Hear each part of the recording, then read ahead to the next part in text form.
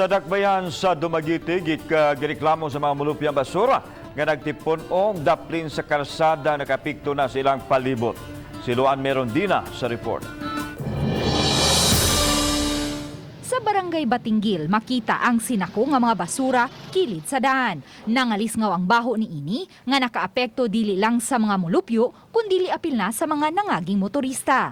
Sumapa, duha ka semana nang wa kinikuhaa sa garbage truck sa City Environment and Natural Resources Office sa syudad. Nunot ni ini, gibasol ang barangay officials nga wa magpakabana sa suliran. Apan matod ni Batinggil Barangay Captain Frankie Credo, dili kinigikan sa mga mulupyo sa ilang barangay, kay binahigyod ang ilang mga basura. Wa usab sila masayod kung kinsa ang nanglabay ni ini diha sa ilang dapit. Nasuta nga maong wa kinikuhaa sa garbage collector kay nagsagol-sagol lang ang maong mga basura.